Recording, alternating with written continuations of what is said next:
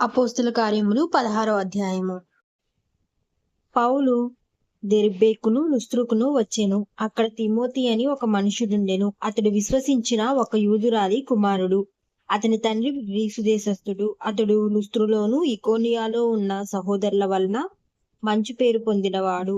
అతడు తనతో కూడా బయలుదేరి రావాలని పౌలు కోరి, అతని తండ్రి గ్రీసు దేశస్థుడని ఆ ప్రదేశములో యూదులందరికీ తెలియను గనుక వారిని బట్టి అతనిని తీసుకుని సున్నతి చేయించెను. వారాయా పట్టణముల ద్వారా వెళ్ళుచు యెరూషలేములో ఉన్న అపోస్తులను పెద్దలందరూ నిర్ణయించిన విధులను గైకొనుటకు వాటిని వారికి అప్పగించిరి.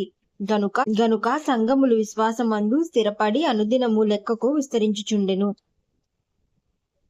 ఆసియాలో వాక్యం చెప్పకూడదని పరిశుద్ధాత్మ వారిని ఆటంకపరిచినందున వారు పుగ్రియా గలతీయ ప్రదేశముల ద్వారా వెళ్ళిరి. మూసియా దగ్గరకు వచ్చి బితూనియా వెళ్ళుటకు ప్రయత్నము చేసిరి గాని యేసు యొక్క ఆత్మ వారిని వెళ్ళనీయలేదు. అంతటా వారు మూసియాకు దాటిపోయి త్రోయాకు వచ్చిరి. అప్పుడు మాసిదోనియా దేశస్థుడు ఒకడు నిలిచి, నీవు మాసిదోనియాకు వచ్చి మాకు సహాయము చేయమని తనను వేడుకొన్నట్లు రాత్రివేళ పౌలునకు దర్శనము కలిగెను. అతనికి ఆ దర్శనము కలిగినప్పుడు వారికి సువార్త ప్రకటించుటకు దేవుడు మమ్మును పిలిచియున్నాడని మేము నిశ్చయించుకుని వెంటనే మాసిదోనియాకు బయలుదేరుటకు యత్నము చేసితిమి.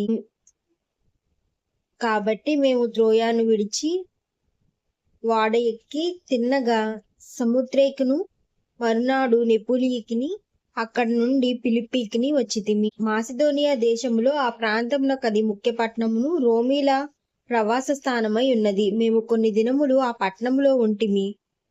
విశ్రాంతి దినమును గవిని దాటి నదీ తీరమున ప్రార్థన జరుగుననుకుని అక్కడికి వచ్చి కూడి వచ్చిన స్త్రీలతో మాట్లాడుచుంటిమి. అప్పుడు లూదియా అను దైవభక్తి గల ఒక స్త్రీ వినుచుండెను. ఆమె ఊదా రంగు పొడి అమ్ము తుయాతైరా పట్టణస్థురాలు. ప్రభు ఆమె హృదయమును తెరిచెను గనుక పౌలు చెప్పిన మాటలందు లక్ష్యముంచెను. ఆమెయు ఆమె ఇంటి వారును బాప్తిసము పొందినప్పుడు ఆమె, నేను ప్రభువునందు విశ్వాసము గలదానని మీరు ఎంచితే నా ఇంటికి వచ్చి యుండుడని వేడుకొని మమ్మును బలవంతము చేసెను.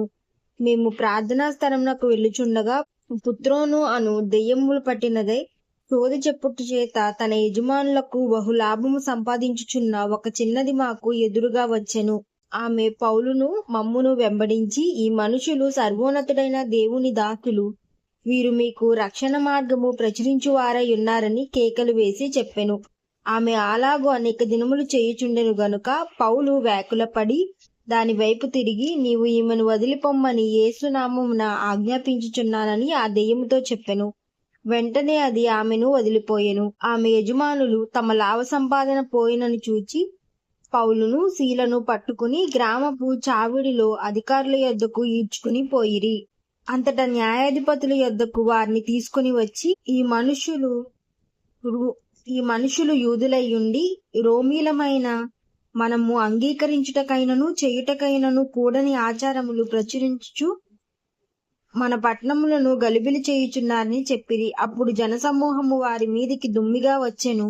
న్యాయాధిపతులు వారి వస్త్రములను లాగివేసి వారిని బెత్తములతో కొట్టవలనని ఆజ్ఞాపించిరి. వారు చాలా దెబ్బలు కొట్టి వారిని చెరసాలలో వేసి భద్రముగా కనిపట్టవలనని చెరసాల నాయకునికి ఆజ్ఞాపించిరి. అతడు అట్టి ఆజ్ఞను పొంది వారిని లోపల చెరసాలలోనికి త్రోసి వారి కాళ్లకు బండవేసి బిగించెను. అయితే మధ్యరాత్రి వేళ పౌలును సీలను దేవునికి ప్రార్థించుచు కీర్తనలు పాడుచుండిరి. ఖైదీలు వినుచుండిరి. అప్పుడు అకస్మాత్తుగా మహాభూకంపం కలిగెను. చెరసాల పునాదులు అదిరెను. వెంటనే తలుపులన్నీ తెరుచుకొనెను.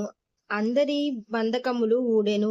అంతలో చెరసాల నాయకుడు మేల్కొని చెరసాల తలుపులన్నీ తెరుచుకున్నటకు చూచి ఖైదీలు పారిపోయిరనుకుని కత్తి దూసి తన్ను తాను చంపుకొనబోయెను. అప్పుడు పౌలు, నీవు ఏ హానియు చేసుకొనవద్దు, మేమందరము ఇక్కడే ఉన్నామని చెప్పి బిగ్గరగా చెప్పెను. అతడు దీపము తెమ్మని చెప్పి లోపలికి వచ్చి వణుకుచూ పౌలుకును సీలకును సాగిలపడి వారిని వెలుపలికి తీసుకుని వచ్చి, అయ్యలారా, రక్షణ పొందుటకు నేనేమి చేయవలనెను?